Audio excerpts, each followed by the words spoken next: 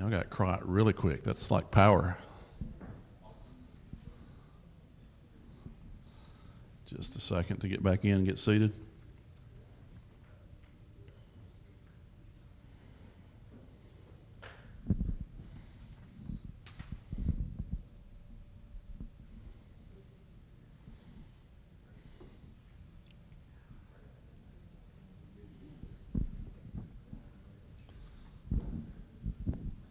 I always like to see good fellowship. That means everybody's having a good time, and so we're thankful for that, you're enjoying being together and able to connect. That's one of the greatest things to me about being here is getting out and being back together.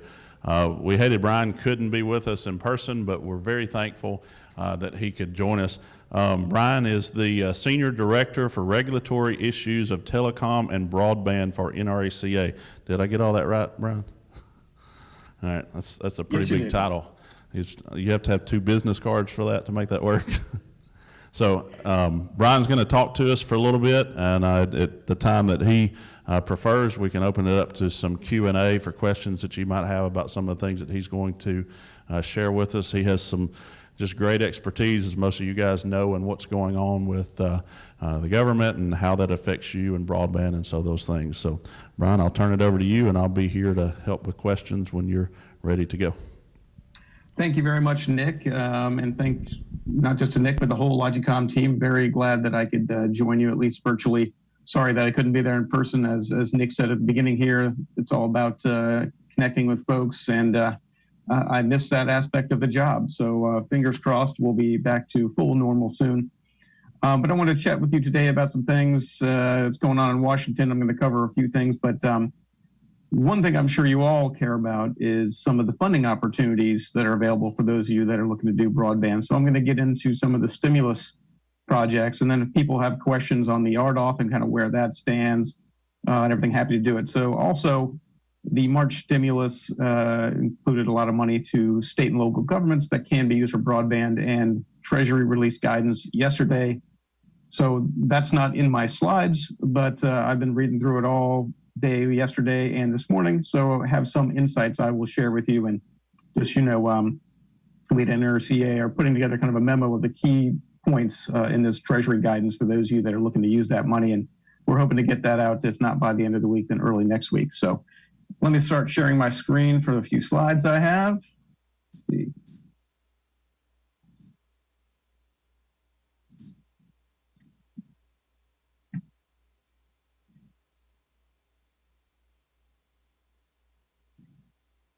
Okay. All right, you know who I am. So, a lot of you probably know what's going on in your state, but may not have a bigger picture of the number of electric co-ops that are getting into broadband across the U.S. So we kind of put this slide together.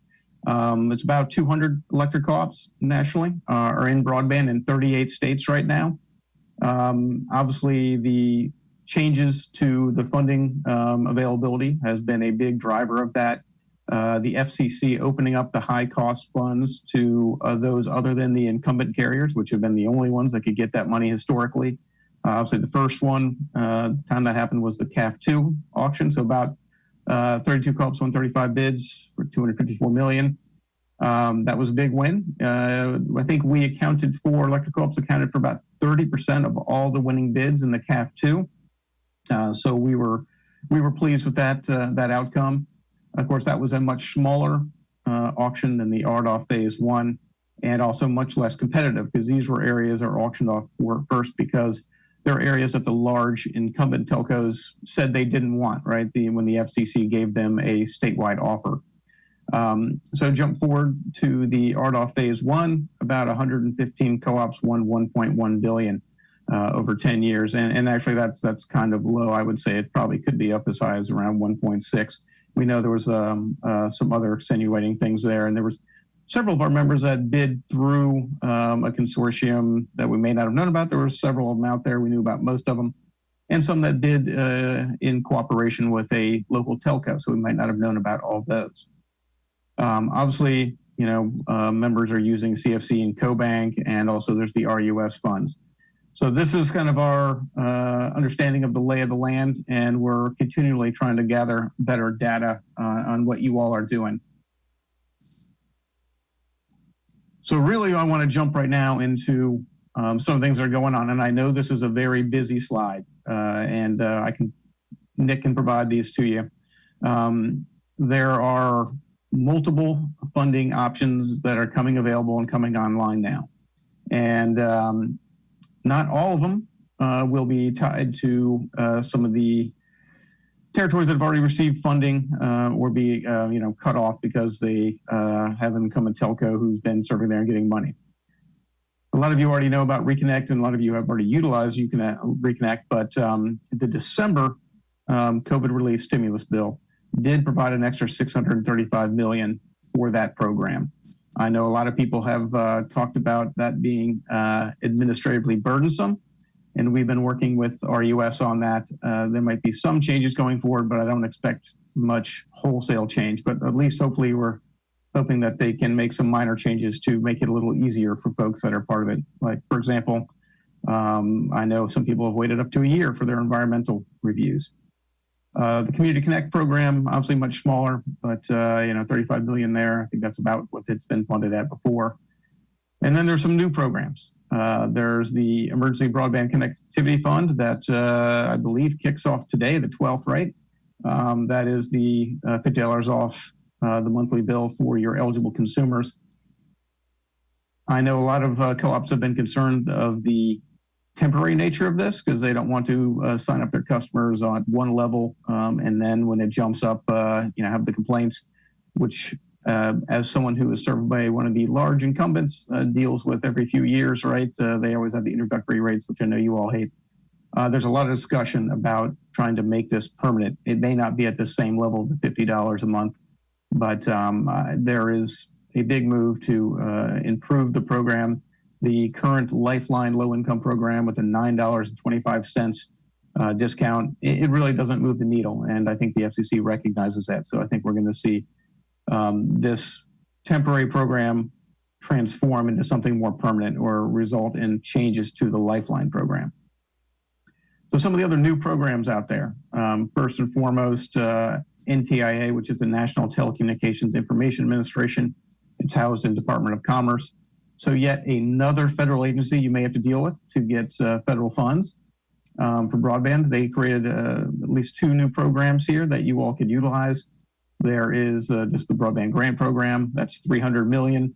The bottom line with that is that the local government, locality, or public institution would actually be the applicant, but they could partner with any private provider, including co-ops, to get this money. I will say in my discussions with folks over at NTIA, they have said they expect this $300 million program because of its size. They expect it to be underutilized, so don't discount that. There's also a $1 billion tribal program, which for those of you that were in RDOF, you might have also heard that the FCC did not consult with any of the tribal governments, and they've been raising a lot of concerns with the FCC because they have people coming knocking on their doors and saying, hey, the FCC has given us money to serve your area. And they're like, who in the heck are you and why are you coming to me? And why didn't the FCC talk to them first? So both these programs, there are some strings attached that are tied to existing service. So I'll quickly say that in the $300 million program, all it required is that anyone who applies for this, if you're partnering with a locality to use this money for broadband, you just have to disclose other support that you have received for that area. So it didn't say you cannot receive these funds on top of it, that it just wants it disclosed. Now the tribal broadband program, similarly, it didn't say that any areas that receive funding are off the table or ineligible. However, it says that it required NTIA to consult with the FCC on any areas that have received previous funding. And if you all may know from the example in the CAF2, really in all my discussions with the FCC, they were most concerned with their money going to an area that received other federal funds, less concerned with where they had provided money some additional money being put on top of that. A perfect example is in CAF2, the FCC and RUS came to an agreement that winners of the CAF2 could apply for 100% loans through the Reconnect program for those same areas.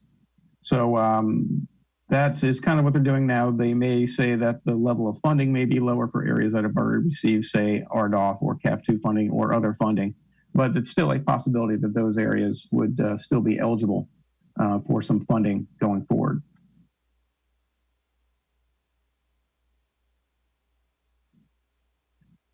So this one is even busier, and I apologize for this. This is from the March stimulus bill, the American Rescue Plan. And there are a couple things going on here, and this is the most exciting amount of money and what I'd love to chat about probably the most. And this is what I've been reading through. So this was in two parts here. There's the Coronavirus Capital Projects Fund, and that is specifically for infrastructure.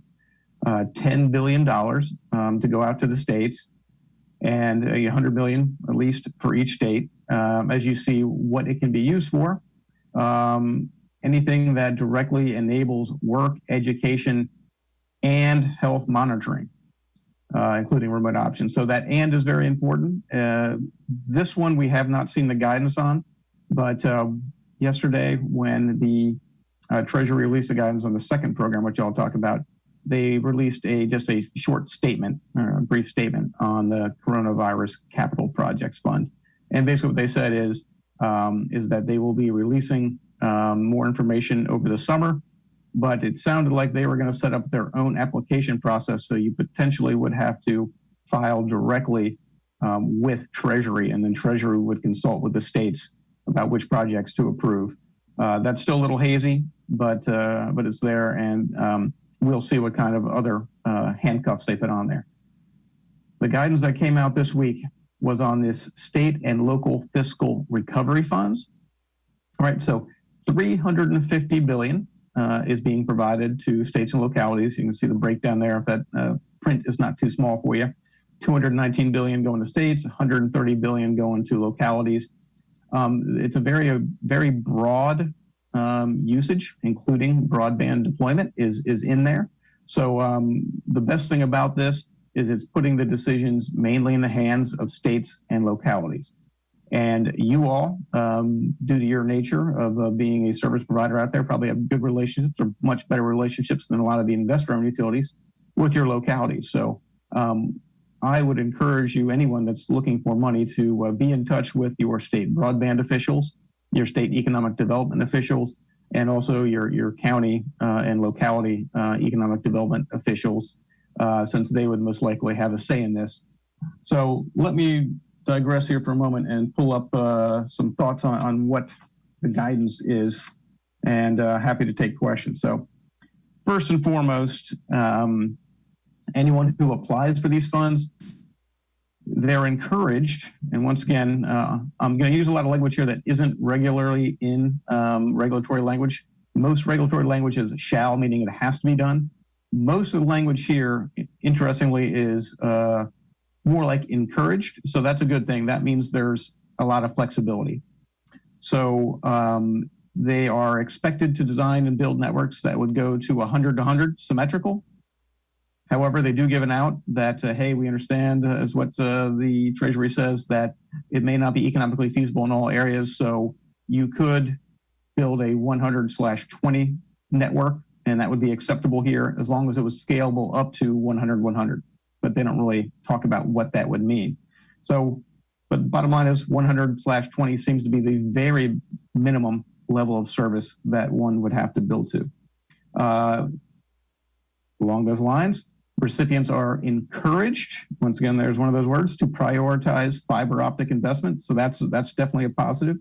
One thing I really liked was award recipients have the flexibility to identify the specific locations within their community to be served.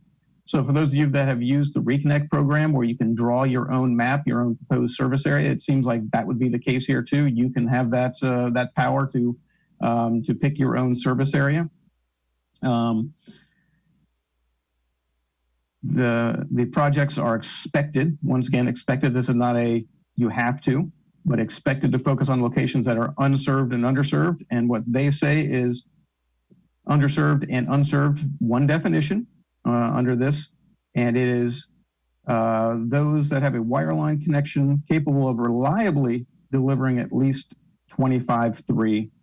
So when I hear that wireline reliably delivering at least minimum of 25.3, that says to me they're just not going to take the FCC maps for their word, and they're not just going to allow existing providers to say, oh yeah, I provide 25.3 there.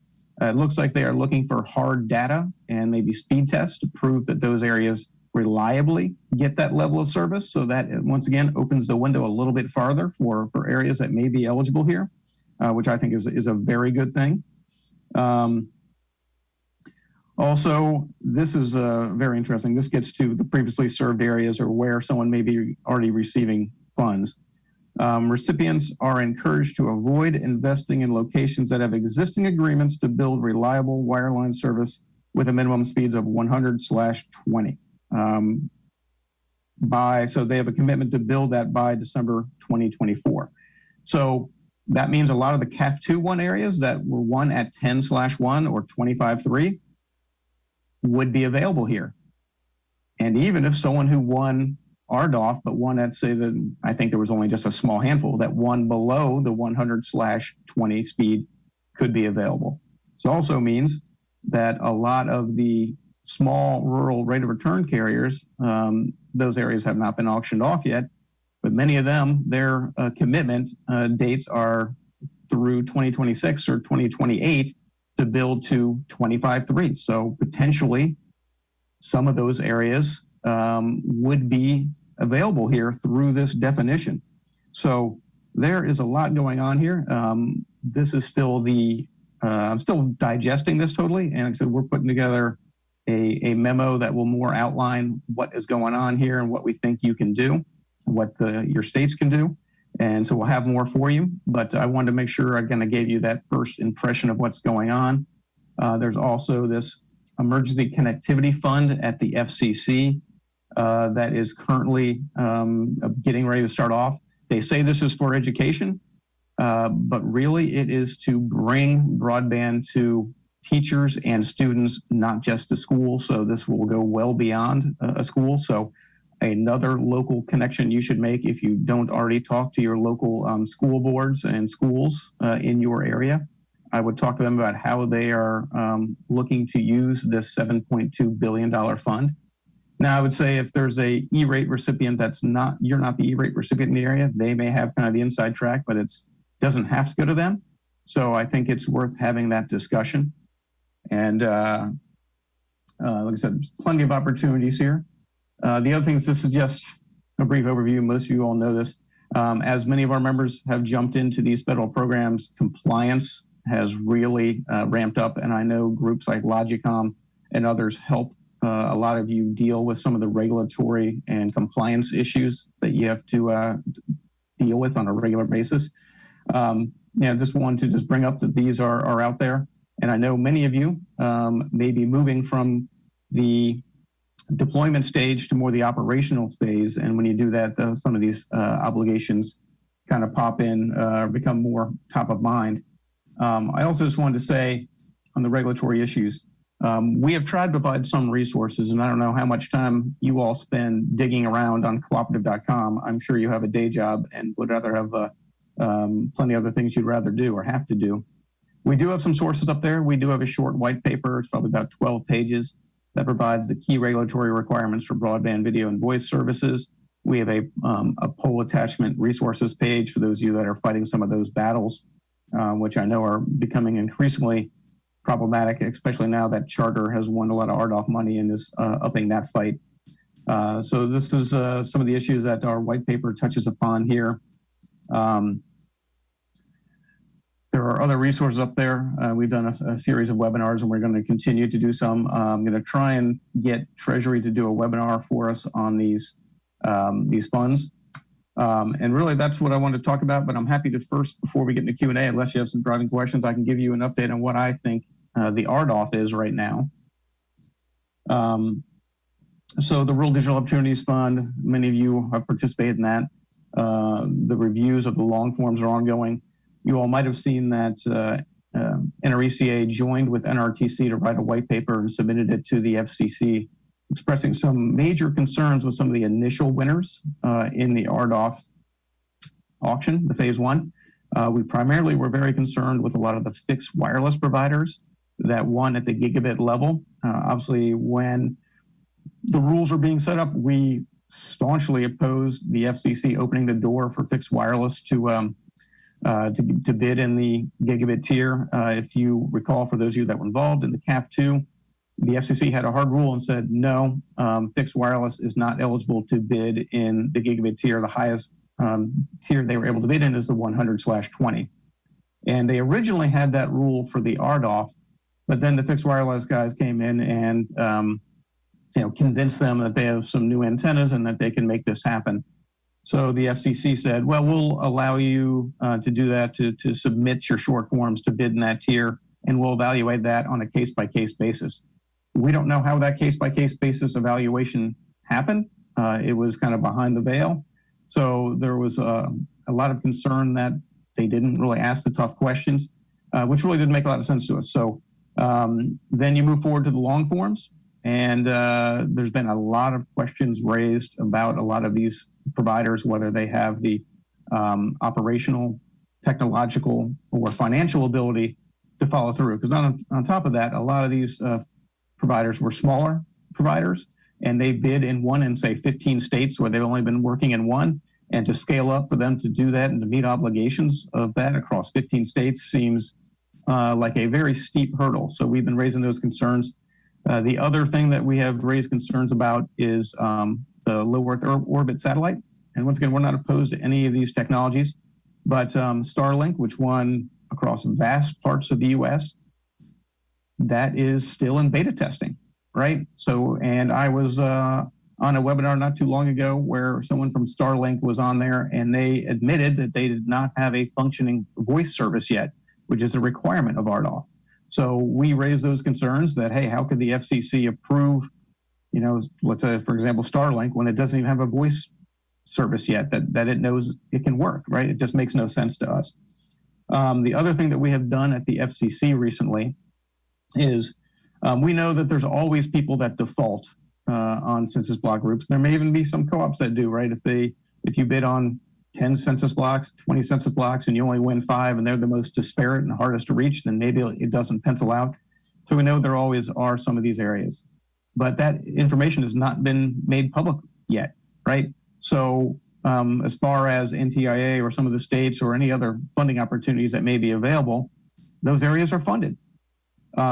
So we have said, FCC, if any of these areas have been defaulted upon, you should immediately release a list of those. So it's public, and we know that those are not getting RDOF funding, and ask for them to release on a rolling basis any areas that are defaulted.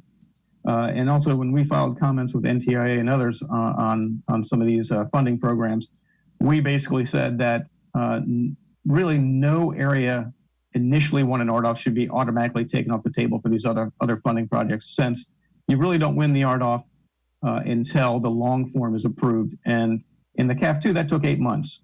And so since this was won in December, around July, I think we're going to start seeing some long forms being approved in late July or early August.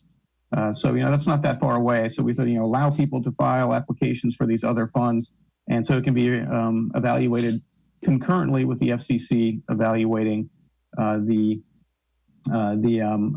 long forms in the RDOF. So the FCC, on releasing the defaulted list, seemed very open to that idea, but they have yet to do it. I'm hoping to go back around and talk to them and see why they haven't done that as of yet. My take is maybe they are doing some thorough evaluations, and they may deem someone unqualified, or someone may drop out, and so they're waiting for that to happen potentially. I'm not sure. That's just kind of my thought, because it seems like if they were planning to release that information on those areas, why wouldn't they just do it and then continue to do it on a rolling basis? So And that's kind of my presentation, and I'm very happy to have a discussion and answer any questions on any of the things I've touched upon or things I haven't touched upon. So what questions you guys have, if you'll raise your hand, Bobby or I'll bring a mic to you so that Brian can hear what you would like to know. Cody over there. Hey Brian, this is Cody Durham with Tishmingo Connect.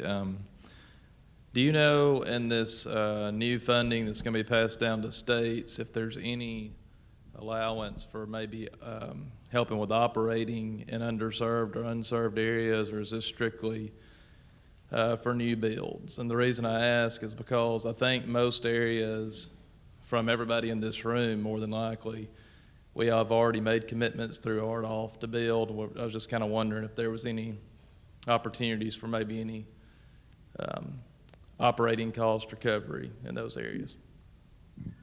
So yeah, no, that's a good question. And in my question, or my answer, is a solid maybe. So let me say there's something that I read when I was going through these that caught my eye, which was very interesting. So they say, yes, you need to build, do X, Y, and Z, or you could spend these funds on areas that have been impacted by the pandemic. Right, so it sounds like if you meet all this criteria, right, they don't have 25-3, and you're going to build to these things to like at least 100, you can do funding. But you could make the argument, per what you just said, that these are areas, right, you're starting to deploy to really help them because of the impact from the pandemic, because they didn't have service, right? So it sounds like you can even get around a lot of the obligations by saying, well, these areas have been negatively impacted by the pandemic, therefore I need these funds there. And then they say as far as costs, there is a reference that a cost incurred is like, so you've already spent funds, there is a potential for money going back to, let me take a quick look, March 3rd, 2021. So it's not that far back.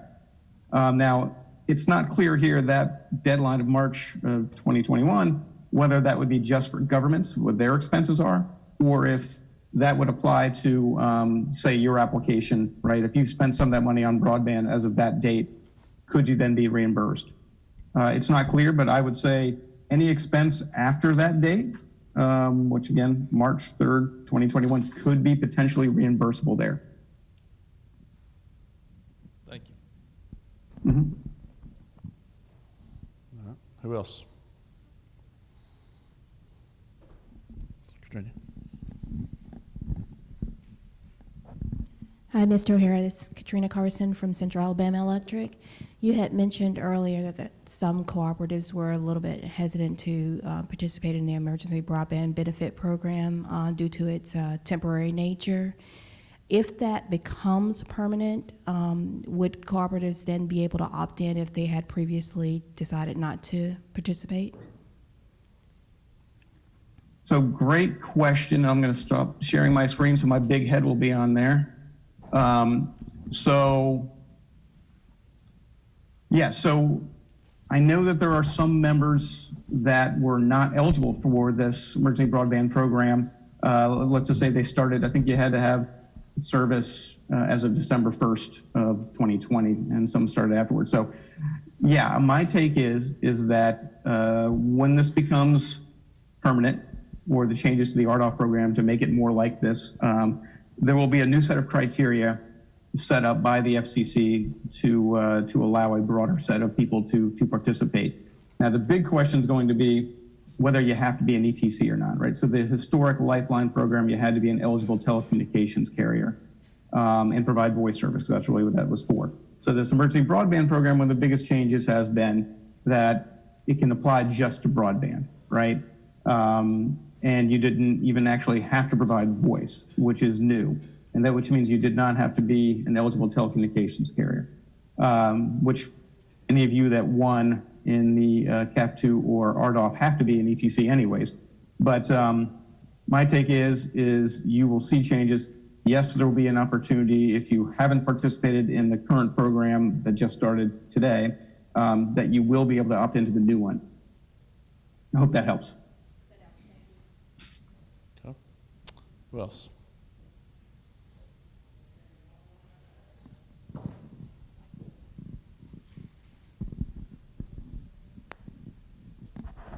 Hey, Brian. Dave Callis, Tennessee. Dave. With this new funding from the coronavirus aid, will the restrictions on local governments be the same as the restrictions on the state governments? And a follow-up question to that, will the state be able to impose restrictions on the local governments since they're a subdivision of state government? So great question. So for this first pot of money, from the Treasury, the guidance is the same. States and localities will have the same obligations or same constraints from Treasury. And if I am reading this right from my first read, it looks like the state or locality can't put any additional requirements on it. That's going to need a little bit of clarification. My first read is that additional requirements cannot be put on there. However, the wording is a little bit strange, but it looks like not. But then once again, this is just for that 350 in direct stimulus. We don't know what's going to be on the 10 billion, which is directly for capital projects yet. Hopefully, we'll get that later this summer. Which, let me also say that I don't know how Treasury is going to set up, if it's going to be the administrator of the grants for that coronavirus capital projects. I don't know how they have the capacity to evaluate broadband loans and grants, right? Since this is not their bailiwick. They're going to have to farm that out, and I think it's going to be a bit of a difficult and a bit of a cluster of a process, unfortunately.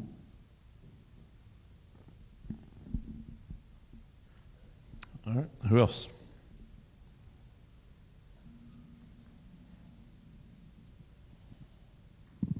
All right. And I can always get into some poll attachment talks if anyone wants to go down that mind-numbing area.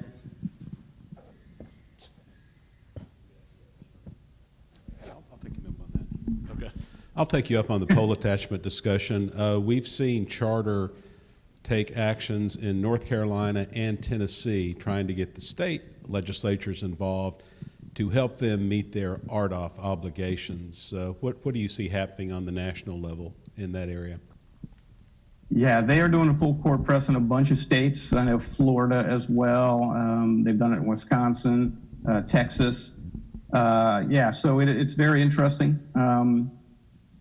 I hate to be a conspiracy theorist, but my take is with the cable industry, I feel like someone drew a short straw, and that was Charter, so they went to get the RDOF dollars. So now they can make this argument that, hey, we're getting all this federal money to deploy broadband, and it's all going to pole attachments and pole replacements, right? Because they are making that argument strong at the federal level and at the state level. So the cable industry did make a push at the federal level on pole replacements. They filed a petition with the FCC on that. And I'd say they had the most minor of wins I think I've ever seen them get from the FCC.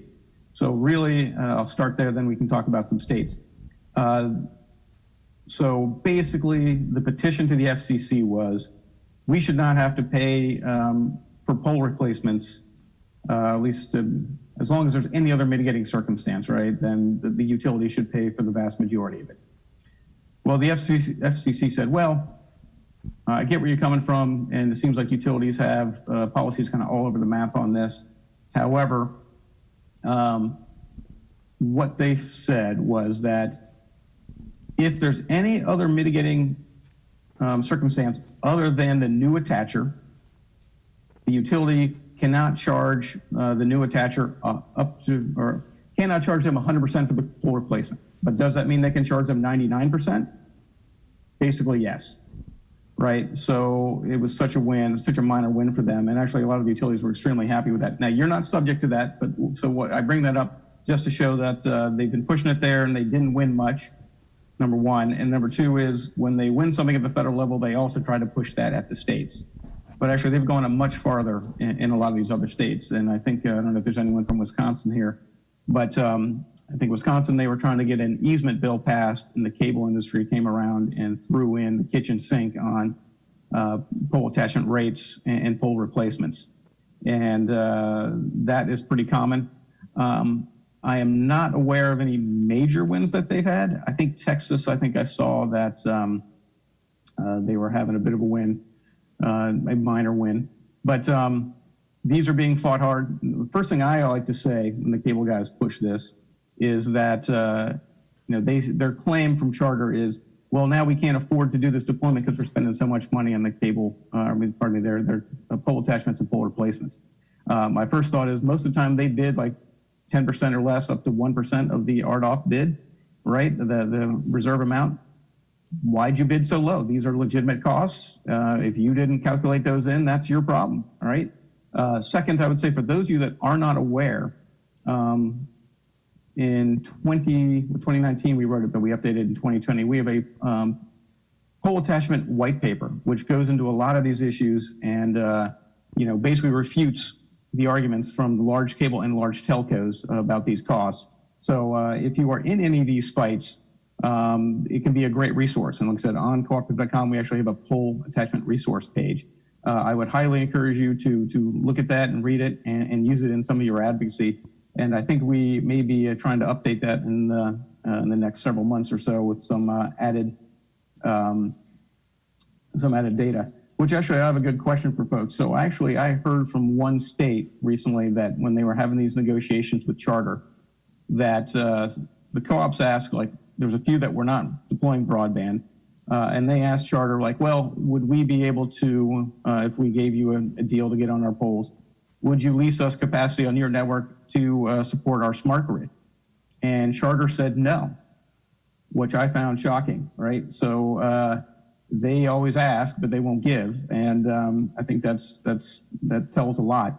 And also, if they really wanted that bad, why wouldn't they lease out capacity on their networks? It doesn't make any sense. Not that you want to use it, but it's just a good way to mention that it's always very one-sided with the large cable companies. And hope that answers your question, Dave, and happy to go more in depth if you have additional info you want.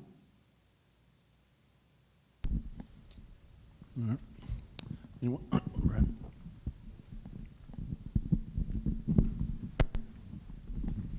Thank you. Hey, Brian, this is Brad Robinson in Mississippi. I wanted to piggyback off of what David had mentioned on the American Rescue Plan. Since those rules and those regulations have just been made public, could you elaborate maybe on some of the positions that we could begin taking, some actions that we could begin taking to position ourselves for the state and local funding opportunities? Yeah, no, great question. So my advice to you, you said you're from Mississippi, which did a great job of the CARES Act money, right? And the co-ops are very successful. So my advice to you is that once you can start having these discussions with state and local economic development and any kind of your policymakers there that may be making these decisions.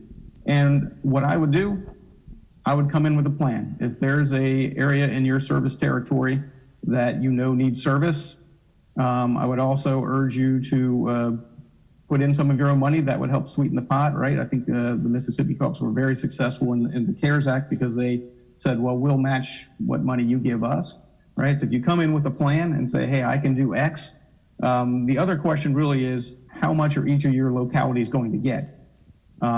We did have a memo, and I think it was circulated around, but I can recirculate that, had a link to a website that had estimates that each county or locality would get. So some areas may not get a lot of money. The other thing I've learned recently is that the state can transfer money down to subunits, and even a county could transfer money down to a smaller subunit to help cover costs. So I would go to them, have some thoughts on some areas in your service territory that you would build to, and how you might be able to do that, and if you could match some funds. I'm happy to share when we have our memo here so let me say I was down at a co-op in Virginia recently, and we were having a broadband discussion with some of their county leaders, and a lot of them were extremely unknowledgeable that these things were coming down the pipe. So you might have to do some of your own education to them. So we're going to put together materials. We have a memo now that kind of outlines just the general parameters of the fund. I'm going to put something together here that explains to them how they can use it. That's another thing, right? They do not want to get crosswise with the rules, right? So they will want to know for sure what they were able to do and how. And luckily here, I think there is some good flexibility. I suspect that Treasury will be providing additional details, as in like fact sheets and their own webinars. And I said, I'm happy as I learn about those to send that out to you. You can share it with your local government officials so that they can learn from firsthand, right? I'm also going to be reaching out to the National Association of Counties, National League of Cities, and all those kind of trade associations that represent your municipalities, and hopefully they're going to be doing their own education, but we might be able to do something together that would help bring that about. But yeah, I'd say educating your policymakers on what they can do, what's available, and how you can help them to use that money to bring broadband to their community is very important. And like I said, we'll try and provide more educational materials going forward. So I hope that helps.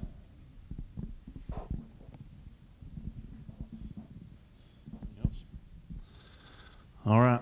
Well, it's getting pretty close to lunchtime, Brian, so I'm sure they're anxious for that. But one of the things that I appreciate about Brian is he always answers my call and pretends to be interested in all the crazy things that I want to ask him and pretends like I'm not being a bother. So I really appreciate him. If you don't know him, get to know him, because he is a wealth of information and just, you know, a great guy to be around. I really appreciate you being with us and taking the time. And, you know, if you don't have his contact information, he had it on the screen, so I know he don't mind us sharing that with you.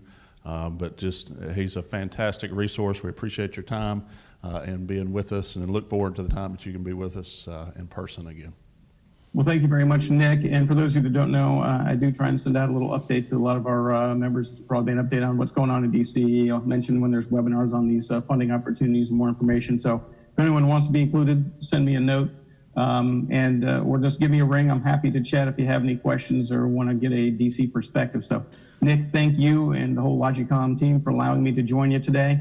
Happy to participate in person in the future, and just appreciate the time. All right. Thank you, sir, very much. Let's give him some appreciation.